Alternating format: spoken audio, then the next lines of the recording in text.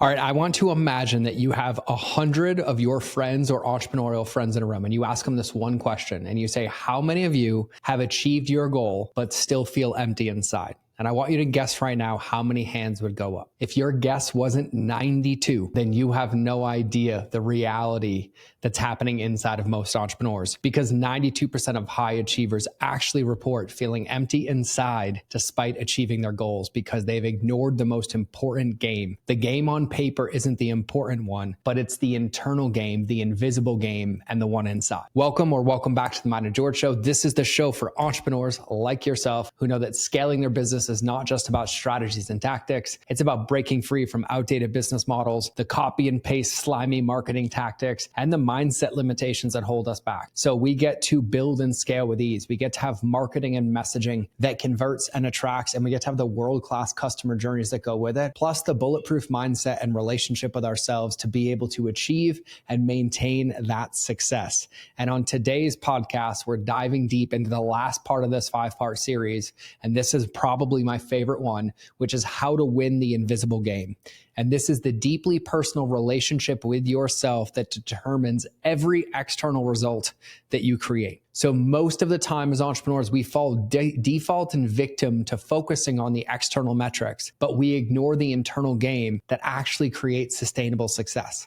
You've heard me say and repeat from my friend Alex Sharf, and you don't have the business you want because you haven't become the person to run it. That's because of our internal relationship with ourselves. And so today we are diving deep into, to wrap up the series, how to build the foundation of self-trust, honesty, and alignment that enables true fulfillment. So we get real about why external success can't fill internal voids, the 5 pillars of winning the invisible game, how to break free from feast and famine cycles as an entrepreneur, how to create deep self-connection, and how to find true fulfillment beyond the results that we create. I don't think any strategy can save a disconnected soul. So if you're ready to win the game and play it the right way, the one that actually matters, this episode will show you how to actually build an unshakable, authentic, and integrous relationship with yourself. And this is the end of the series, and I can't wait to hear what you have to say, what you think, what you feel. But without further ado, let's get into the show. I've built the businesses,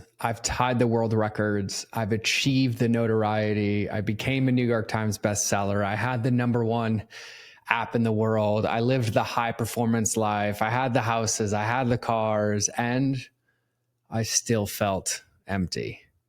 Because I was winning every game on quote unquote paper, except the most important game, which was the one inside of myself. And today's episode is the final episode in the series of the keynote I gave, which for us, we're just aptly titling Winning the Game Within. And this episode is for the entrepreneur or for the person who has everything on paper or is in pursuit of everything on paper, but still feels like something is off. Still feels unfulfilled, still feels that lack of purpose.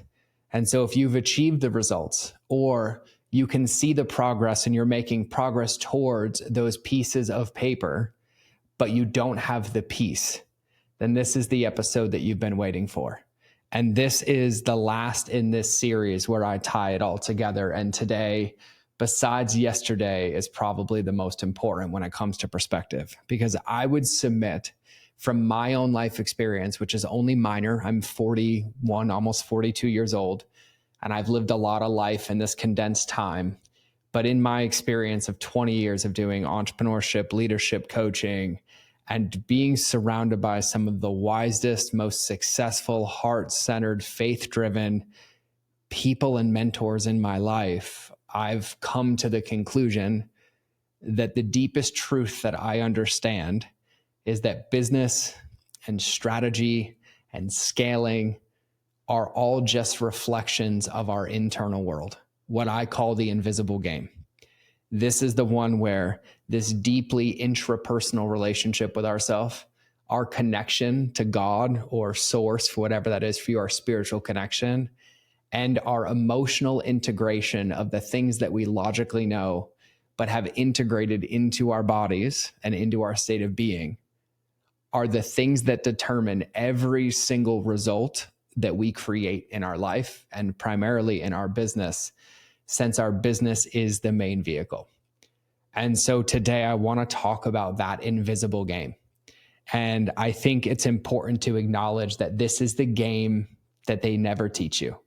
This is the game that no one talks about unless you end up on this podcast or in a room like this, or truthfully running into somebody who has had it all and lost it all, or had it all and lost themselves in the process. And they're like, I have something to share with you, some fortune cookie wisdom to take home with you.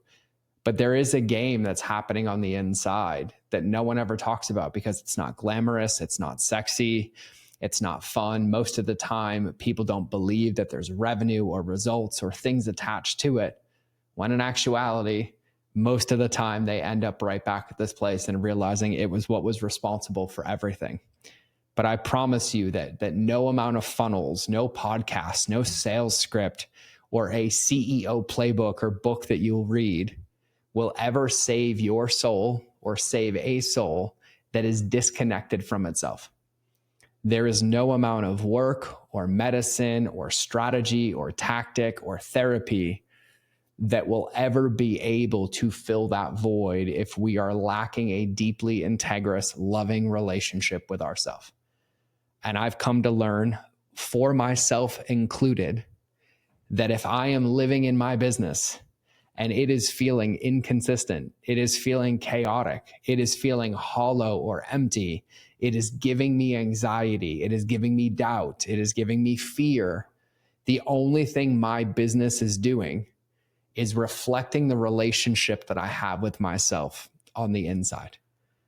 And I truly believe that the external that we see, the perspective of how we see it, is always a mirror of the internal game that we are playing on the field. It's literally just a projection. As my best friend TJ says, where you point your finger, your power goes.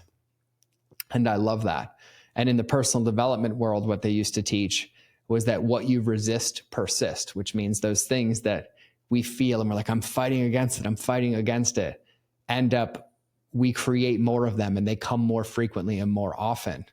And so I would submit that the thing that I think is the most important is that the results that I see, like we've talked about in a previous episode in this series, the results that I see in my business, the results that I see in my relationships, the results that I see in my body, the results that I see in my mindset, in my parenting, are just a mirror of the relationship that I have on the inside. And I think it's important to understand that invisible game. And if you've listened to this podcast for any length of time, the invisible game can be defined as a statement that I've said over and over, and also a dear friend on the podcast said that I'll give you both. The statement that I have said is that we all spend most of our time avoiding the one relationship that we're guaranteed to spend the rest of our physical life with, which is ourself. I would now also submit that most of my life, I avoided the one relationship that I was guaranteed to spend eternity with, which is God.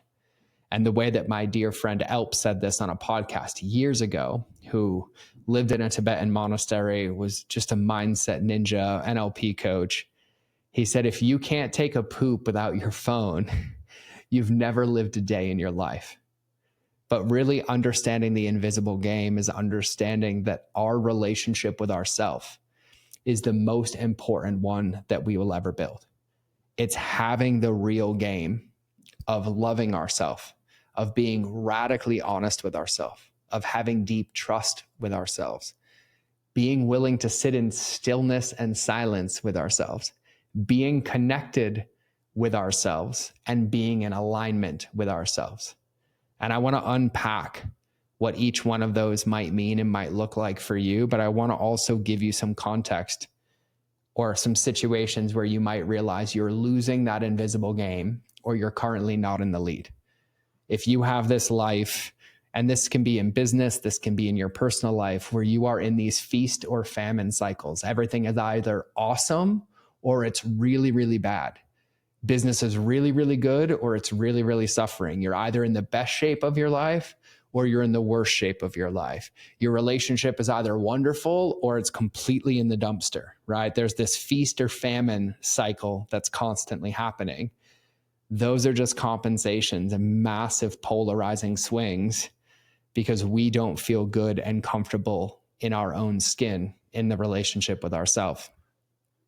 Because the second big symptom that you might notice or you might have experienced is that you start to get anxiety when things go well, but don't have anxiety when things are not going well.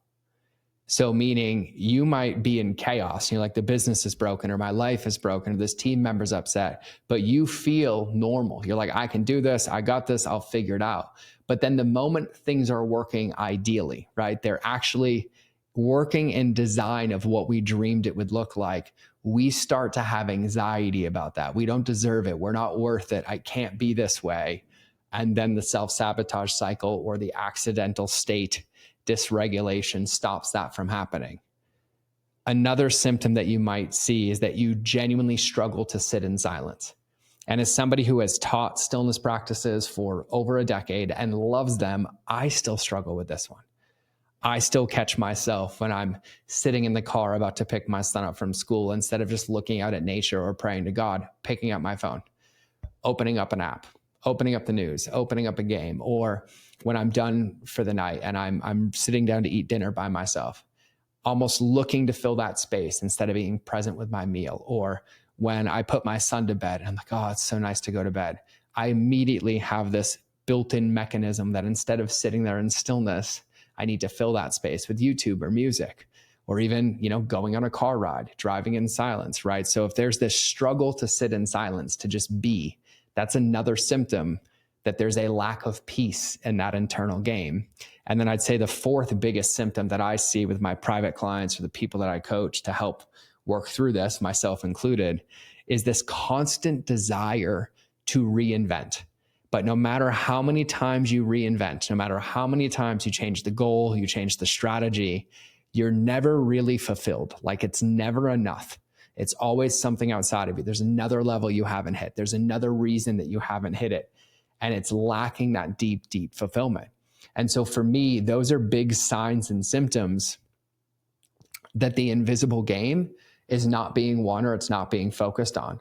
And so what do I mean by self-honesty? Self-honesty means that we can look at ourselves in the mirror or have our friends look at us and tell us things, and instead of being defensive, like, you're totally right. You know what? I have gotten a little fluffy. I decided to do the opposite summer.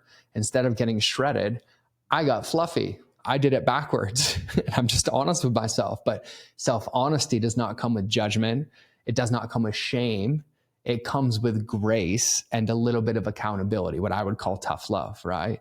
Self-trust is in these moments where we're just sitting here in silence and we have this idea or we have this thought that we actually just take action on it because we don't care about the result. We're not attached to what other people think. We don't need somebody else's permission slip to own and live our life, but we do need the confidence and to have the willingness to take that action. That's self-trust. It's trusting that when you get off the phone with somebody and you have a pit in your stomach, you're like, God, I wish I said this differently, that you call them back or send them a message.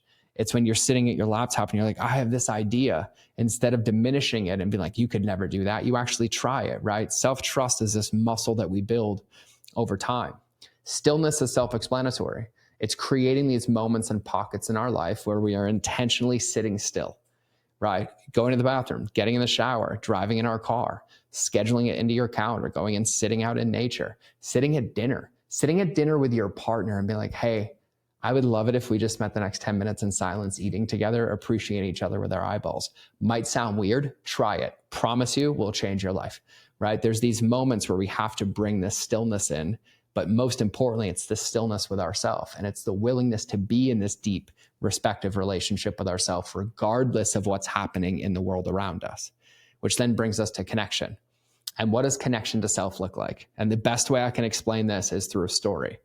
I was at a men's event with John Wineland, who I love dearly, and he brought in a woman teacher to help all of us men do an embodiment practice, what he would call a feminine embodiment practice, which means just feeling and getting connected. And it started with actually like touching our bodies, like massaging my toes, massaging my feet, sitting there and like having gratitude for my actual body. And I realized at 35, 36 years old, I had never done that in my life. I'd basically been trained and conditioned as a man to ignore my body, right? The Marine Corps is like pain is weakness leaving the body. And so when we think about connection to self, we have this physical connection, we have this emotional connection, right? And we have this mental connection, and we get to create that connection, right? Like, are we sharpening our brain? Are we helping our brain? Are we feeling our emotions? Are we curious about our emotions instead of judging them? And then I think most importantly and most neglected, are we connected to our physical body? And men, this is not like, am I suffering and punishing it? It's, am I appreciating it? Am I loving it? Am I caring for it at the deepest level? And then the last one that I said I'd give an example of is alignment. And what alignment means is that the actions that we take don't send off any spidey senses or alarms inside of us, either in our gut, our chest, our voice, our head, or our heart, right? I think those are the 5 places where we see it the most, where we'll be in a moment and we want to say something like, oh, I can't, and we don't use our voice, right? Or someone's like, we should do this thing, and we get this pit in our stomach, and we like, kind of just agree to agree instead of being like, actually, you know what? I'm going to pass tonight. And it could be as simple as everyone wants you to come out to dinner and you're really exhausted and you want to fill your bucket. And instead you're like, oh, I'll totally go out of obligation, right? It could be how somebody navigates a situation at a restaurant. I remember one particular thing where I was out to dinner with a potential client, and their food came out wrong. And how they handled and spoke to the server made my skin crawl. And in that moment, I didn't have the courage and confidence to speak up. And so instead, I went and apologized to the waitress. I tipped her more. And then eventually I found the courage to speak up. But then I was like, I don't want to be out of alignment. Next time I will say it on the spot. And since then, there's been moments like that. So alignment means that we're operating in the deepest level of integrity with ourselves, because we know ourselves, we love ourselves. And at the end of the day, there's only 2 people that we have to answer to. Number 1, we get to answer to ourselves. And number 2, in my world, we get to answer to God. And so I would submit that understanding the invisible game, those 5 buckets of self-honesty, self-trust, stillness, connection, and alignment are the secret to actually creating the external results that we want. And I would say that we don't need a better system. We need a better relationship with our source. And that source is ourself and God for me. And, you know, I've been on this podcast for a long time. I've talked about a lot of stories, but this might be your first episode. And I don't want to spend, 20 minutes right now telling a story of like all my stories and all truthfully my come to Jesus moments or my tragedies into triumphs, because I think the most important thing to acknowledge is most of those tragedies were things that I had created because I wasn't executing what I'm talking about on today's podcast, right? Like a lot of times people celebrate me for losing 100 pounds. I also, whether consciously or unconsciously, gained that 100 pounds because of coping and a lack of being radically honest with myself and a lack of self-love for myself, right? Almost losing my legs, that is not something I chose, but it was something that it was exacerbated because I was addicted to working out and compensating. And so it made the trauma of that injury worse and then made the recovery a lot harder. When I talk about my spiritual pivot and finding Jesus and loving Jesus with all my heart, it was because there was this massive resistance where I was trying to control everything and it was my way and it was my plan. And it took me building and breaking everything to eventually fall down on my knees and surrender. But it's in looking back in those moments where I realize now in hindsight that I was never alone. I was just convincing myself that I was doing it alone because I was trying to muscle my way through. And what genuinely changed my life was surrender and faith. But when I think about that, it wasn't faith in myself. It was faith into the divine. It was faith in God. It was my willingness to sit in silence and stillness, which I believe is how I turn the radio dial into the frequency of God when I do not listen to the noise of the world. And in that space, I get to examine my relationship with myself. And he is wonderful in showing me where I'm uncomfortable in my own skin sometimes, or I'm judging myself, or I'm being mean to myself, which is where my Bible comes in, to be able to find Psalms and passages and Proverbs and things from the Bible that help reframe the things that I'm having. That's how I feel like God speaks to me. But the truth is that how I overcame most of those things, even the ones that I created, is I stopped running and I started sitting still in silence.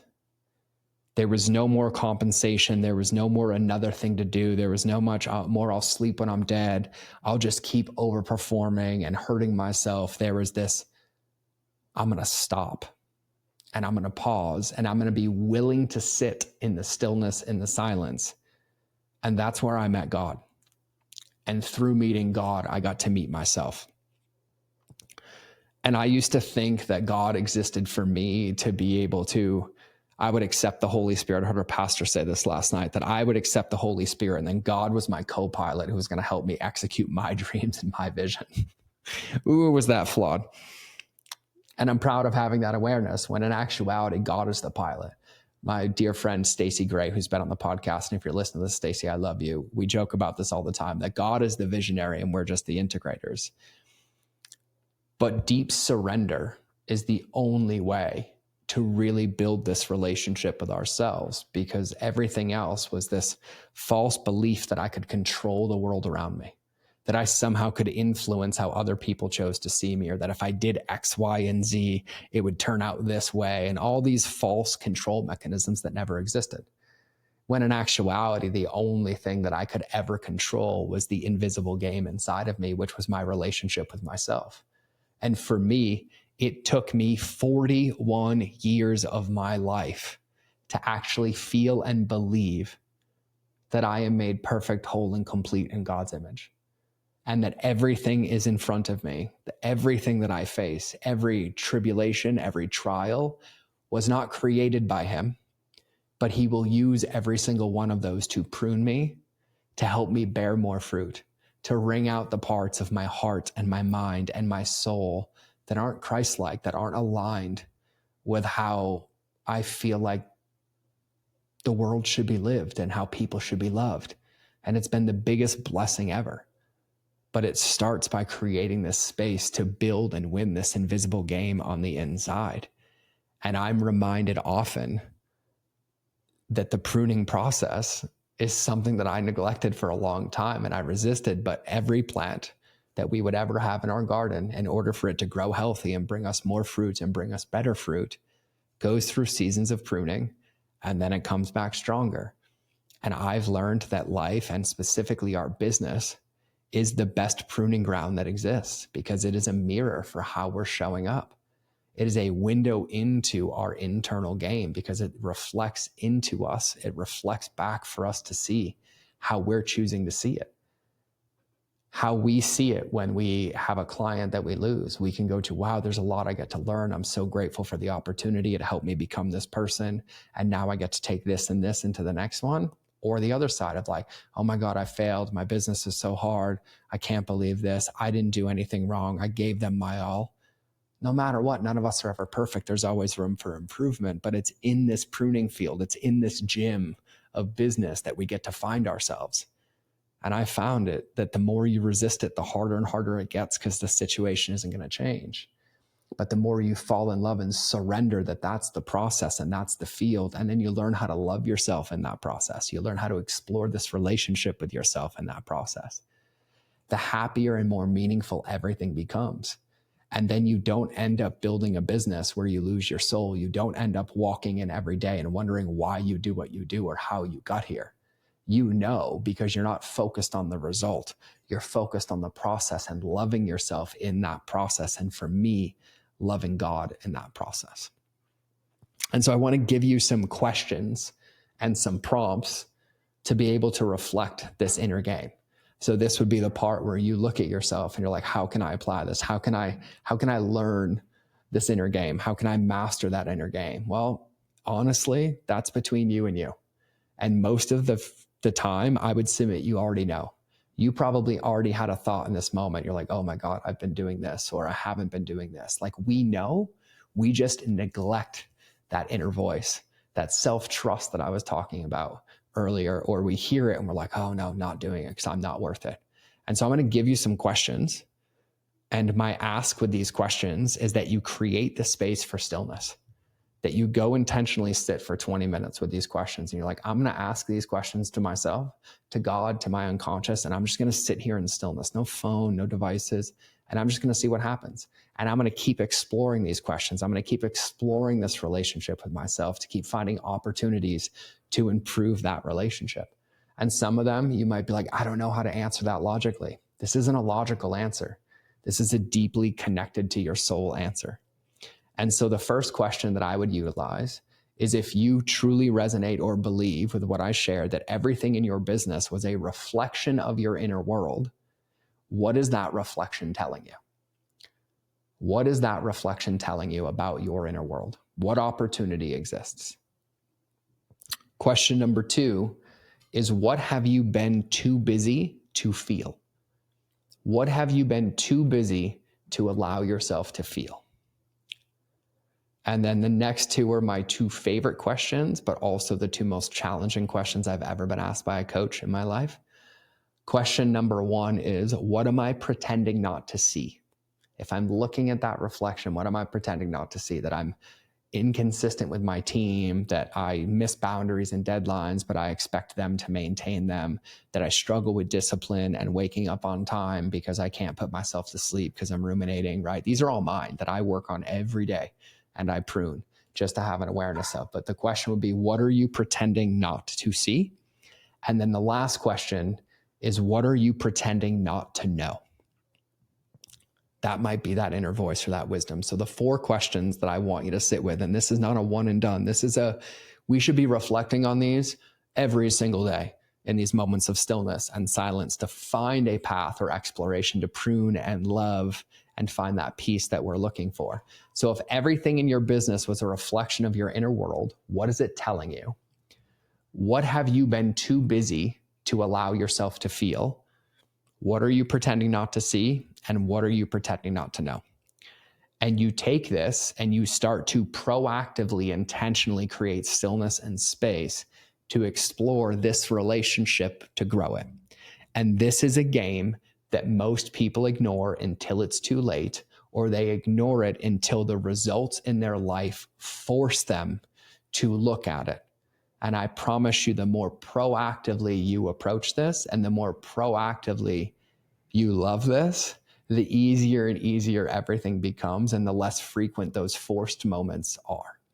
And so I would submit to all of us that every strategy that we end up following in life comes from our nervous system and the state of that nervous system.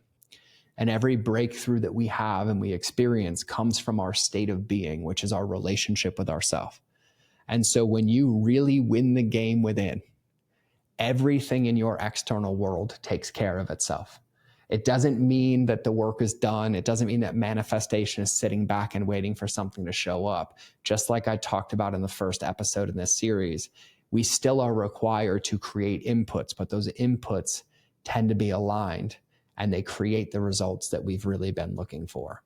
And so that's how I wanted to wrap up and end this series. And I kind of want to tie it together, because this whole series was this amazing keynote that I gave, and I'm only calling it amazing because that's what people said, to all these incredible high performance people. And it was called Winning the Game Within. And over the last 5 episodes, we didn't talk about marketing hacks. We didn't talk about scaling tactics. We didn't talk about quote unquote business hacks or how to run faster or squeeze more out of your team or squeeze more into the day. We talked about something far more important, and I think the most neglected conversation, which is the one about how to come home to yourself. And so I want to recap you really quickly what we talked about in these 5 episodes. So in episode 1, we shattered, or I attempted to shatter, the illusion that your business or life is random. And I revealed and showed to you that you are always living in the results of your previous inputs. And in episode 2, we tried to change the lens or the perspective and showed you, while also holding myself accountable, that the real shift in our life is not actually changing our life. It's changing how we see our life. It's understanding that our perspective dictates our success. And then in episode 3, we broke down and talked about the addiction to what's next, right? This what's next? How am I going to get there? What's next? And we reminded and worked through how mastery, which is what we're all after, comes from understanding that it's always and most likely going to be the same reps at different degrees of depth. And in episode 4, I pulled back the curtain on why things break when they shouldn't, which is understanding our nervous system and regulating our nervous system, and how our nervous system regulation is the edge that we've been ignoring that has the biggest impact on our business. And in episode 5, which was today, we went into the invisible game, the soul level game, the relationship with ourself game, the relationship with your source, which for me is Jesus Christ and God unapologetically. And we talked about how no amount of winning on paper or out there will ever replace the peace that you create inside of you. But the peace that you create inside of you is what will create the results in the world outside of you, because you're not actually looking for them. They are a byproduct of looking for yourself. And so my invitation for you is that if something in this series of podcasts hit you, if it woke something up, if it tickled something, or it whispered a truth that you heard, which I would call the voice of God or your intuition or that gut feeling, that you haven't slowed down enough to hear, this is not the end. This is just the beginning of your relationship with yourself. You do not need to have it all figured out. There is no finish line in any of this, and there is also no ignoring this work. But you do need to keep walking. You do need to keep pursuing, and you need to keep pursuing this deeply integrous, loving, graceful relationship with yourself. You need to take it one breath, one rep, one deeper layer at a time, one prayer, one sitting practice, one question. But I would invite you to fall in love with the process of falling in love with yourself over and over and over again, every single day. So from my heart to yours, I just want to say thank you for being here and allowing me to share. Thank you for listening. Thank you for all of those who have shot me messages and let me know how episodes in this series have always landed. And thank you for having the courage to play the real game, the one that truly matters, and I think the only one that genuinely matters when we look at the results of our life. I'm reminded often that I can be measured by the fruits that I create in the world, not the fruits I create in my bank account, not the fruits that I create in my accolades or achievements, but the fruits that I create in the world. And I think that's the game that we're all playing. And when we play that real game and we're willing to play it, it starts by being willing and understanding to master that game within. And so if I can help you, support you, serve you in any way, you know how to get a hold of me. You know how to find me. Shoot me a message on Instagram. Shoot me a text if you have my phone number. Email us through our website. But I love you. I appreciate you. And I appreciate you allowing me to share. So this has been the final episode in the series on winning the game within. And selfishly, I apply this to myself. And I've been in this season of wondering if these podcasts are even helpful. I've been in rumination and doubt of thinking people don't listen or they're not good enough. And so it would mean the world to me if you shot me a message and let me know that this landed, or that you like the solo episodes on top of, the Friday episodes with the interviews, because I've been doing this podcast for over 600 episodes now. And it's about same reps in different depth. But in that process, there's pruning that happens in me. And I want to make sure that they're landing and they're connecting and that they're supportive. And so please do me a favor and remember that relationships will always beat algorithms. And most importantly, the one with yourself. And so I will either see you in the next episode or you will hear me in your earballs. But either way, we're out.